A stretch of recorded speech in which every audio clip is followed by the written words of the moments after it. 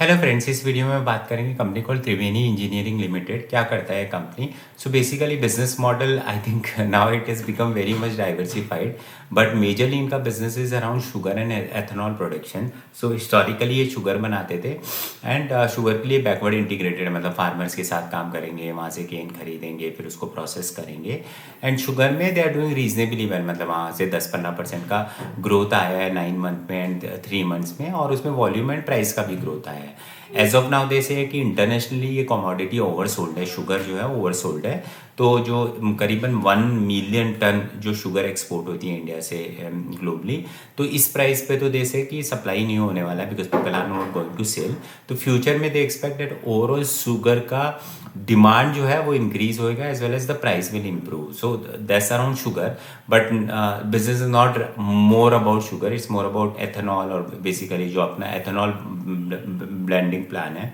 सो ethanol blending plan में कैसा है कि गवर्नमेंट इनिशियली डिसाइडेड कि वो 20% ऑफ द टोटल जो पेट्रोल बिकता है उसके बराबर एथेनॉल लेंगे, जो ऑलरेडी दे हैव रीच। सो अभी ये नंबर पहुंच चुके हैं, और इसके अंदर जो एथेनॉल बनता है वो सब तरीके से बनता है। मतलब एथेनॉल जो बनेगा वो आपके मोलेसिस, जो गन्ने का जो चीनी बनती है उसके बाद में जो प्रोडक्ट बचाता है उसे मोलेसिस कहते हैं। तो बी मोलेसिस, सी मोलेसिस, मतलब जो अच्छी क्वालिटी का मोलेसिस बच जाता है, जो रेसिड्यू बच जाता है उसे बी मोलेसिस कहते हैं।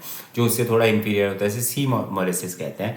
एट द सेम टाइम मेज, जो आपका मक्का होती है, जो आपका कॉर्न होता है, उससे भी अल्कोहल बनता है, एंड देन ब्रोकन राइस से भी आपका अल्कोहल बनता है। सो एंड इनका जो प्राइसिंग है वो सबसे ज़्यादा आई थिंक जो आपके इसका सबसे ज़्यादा प्राइसिंग रहता है, जो मोलेसिस बी वाले का है उसका प्राइसिंग अलग रहता है। नाउ हिस्टोरिकली जनरली इसकी प्रॉफिटेबिलिटी काफ़ी लिमिटेड रहती है, and it depends on customer. जो ये आपके गवर्नमेंट प्राइस डिसाइड करती है मोलेसिस किस रेट पे खरीदेगी, OMC oil marketing company, and eight the same time feed stock की वजह से काफ़ी चेंज होता है। तो इस कंपनी के साथ भी क्या हुआ कि ये मल्टी ग्रेन इन्होंने फैसिलिटी लगाई हुई है, मतलब ये मेज से भी बना सकते हैं, राइस से भी बना सकते हैं, मोलेसिस से बना सकते हैं। तो अभी इस साल क्या हुआ कि जो आपके मक्का के मेज के दाम काफ़ी गिर गए, मतलब वो 22 रुपीज़ पर के जी से 20 रुपीज़ आ गए। तो 10% के आसपास उनका प्राइस गिर गया मक्का का, और उस वजह से क्या हुआ अल्टीमेटली मेज की वजह से इनकी प्रॉफिटेबिलिटी बम्पर आई। मतलब अगर Q3 की इनकी प्रॉफिटेबिलिटी देखेंगे तो रेवेन्यू ओवरऑल 16% से बढ़ा है, लेकिन एबिटा जो बढ़ा है वो 95% से बढ़ा, और पैट भी 81% से बढ़ा। वो प्राइमरी वन बाय एथेनॉल का सेल, और वो भी मेज की वजह से। Now come forward next year, because government tender issue करती है, टेंडर फॉर क्वार्टर 1, 2, 3, 4। तो ऐसे ही क्वार्टर 1 और 2 तक तो सॉर्टेड है, बट आगे के क्वार्टर में गवर्नमेंट ने क्लियर कर दिया है कि आपको राइस से बनाना है, और राइस की प्रॉफिटेबिलिटी सबसे कम होती है। तो come next year profitability will get impacted due to the feed stock of ethanol. So ये दो इनके मेजर बिजनेस है, लेगेसी बिजनेस है जहाँ कंपनी ऑपरेट करती है। But now company as a forward looking and as a growth perspective they have foray into multiple businesses. So अगर मैं सबसे बड़े एक बिजनेस की बात करूँ तो इन्होंने ट्रांसमिशन, जो आपका पूरी आपके ट्रांसमिशन बनाने में पूरा टेल विंड है। मतलब आप कंपनियाँ उठा लो, चाहे वो आपकी फायर एंड ट्रांसफार्मर उठा लो, अटलांटा ट्रांसफार्मर है, देर आर मेनी कंपनी जो ट्रांसफार्मर बना रही है, और transformer company itself is also going through Tailwind. मतलब उनकी कैपेसिटी इतनी फिल है कि जब भी किसी भी ट्रांसफार्मर कंपनी की ट्रांसक्रिप्ट आप पढ़ोगे तो वो बोलेंगे कि आपके 4-5 साल तक तो आपको डिमांड का चिंता करने की जरूरत ही नहीं है। और ये पूरा मतलब नॉट इंडिया, ग्लोबली ट्रांसफार्मर की डिमांड इतनी ज़्यादा है। मतलब वो चाहे वो डिस्ट्रीब्यूशन ट्रांसफार्मर हो, यूटिलिटी ट्रांसफार्मर हो, इन्वर्टर ट्रांसफार्मर हो, सो सारी ट्रांसफार्मर का सेल काफ़ी बढ़ने, और that could be one of the reason कि ये कंपनी भी ट्रांसफार्मर इंडस्ट्री में आ गया। एंड इसकी वजह से अब इनका मतलब this business per se not growing that much, the market is growing, but ठीक है ये business is a growing business, and that's where company saying कि इस बिजनेस को वो डीमर्ज करेंगे फ्रॉम द एग्जिस्टिंग कंपनी जिसमें इनका काम भी चल रहा है।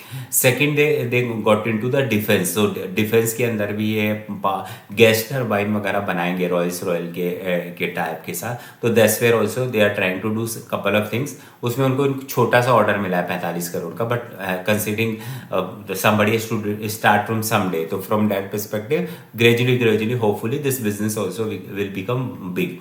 एट द सेम टाइम वो वाटर वेस्ट मैनेजमेंट का भी काम करता है, मतलब एक आपका केवल वाटर फिल्ट्रेशन का और एक जो आपका वेस्ट वाटर है उसको करके उस पर भी इनकी सब्सटेंशियल ऑर्डर बुक है कुछ 1200 करोड़ के आसपास जो ये एग्जीक्यूट कर रहा है। But as of now all these 3-4 business, चाहे ट्रांसमिशन हो, चाहे आपका गैस टर्बाइन हो, डिफेंस हो, चाहे आपका ये वाटर, ये सब बहुत छोटे बिजनेस है। अभी जो पूरी प्रॉफिटेबिलिटी वगैरह जो आ रही है वो इनकी ओएमसी अल्कोहल से और शुगर से ही आ रही है। But going forward management is quite gung ho, मतलब they are working on it, they are following it, and these are very niche word और नीश इंडस्ट्री जहाँ पे टेलमेंट है। चाहे वो आपकी डिफेंस ले लो, गैस टर्बाइन में आपके जो टीडी पावर एंड सिस्टम करके कंपनी है, दे ऑल्सो से कि there is so much demand out there in the market, ये वो फुलफिल नहीं कर पा रहे हैं। Transmission as I said there is too much demand.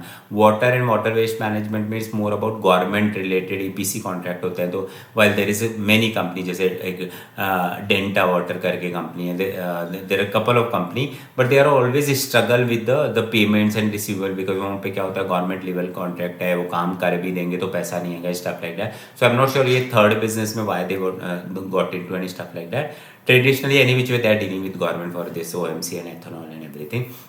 So net net मतलब कंपनी जो ट्रेड हो रही है वो 28 के पी पे ट्रेड हो रही है। तो फ्रॉम दैट परस्पेक्टिव बी इनका पैट 81% से ग्रो हुआ है, पी 28 है। वैसे बहुत मतलब ऐसा नहीं लगता कि बहुत एक्सपेंसिव है, but at the same time it does not look value buy as well, because to my mind भाई ये सब कुछ, ये चाहे शुगर है वो commodity, again government price driven है, government comes one fine day, export में भी कमोडिटी सेल वगैरह होती रहती है। तो you can't rely on sugar business, at the same time you can't rely on the OMC business, because again government will come with the price, कभी उनका मतलब and management itself said that there is over capacity और over supply of ethanol in the country, मतलब सबने capacity लगा दी है multiple grain की, मोलेसिस की, this that. So from that perspective उस बिजनेस में भी पैसा बनना बहुत बड़ा, मतलब इट विल बी सीजनल कभी, and this completely business driven by the feed stock, मतलब फीड स्टॉक का प्राइस अगर सस्ता मिल गया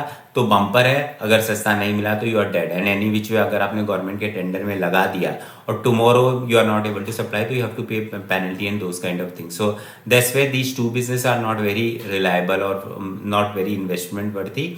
But these other business, even transmission, I don't feel like from their perspective it seems to be a very growing business, or they're doing pretty well, because otherwise अगर आप दूसरी transmission company, something like 2 days back I made the video on Atlanta Transmission, where the company itself is saying कि हमारी capacity 4 times हो गई है, कुछ 13,000 या 16,000 64,000 हो गई है, and that capacity they are utilizing, they are growing by 40%, they will keep on growing 40%, but here management does not come with that enthusiasm.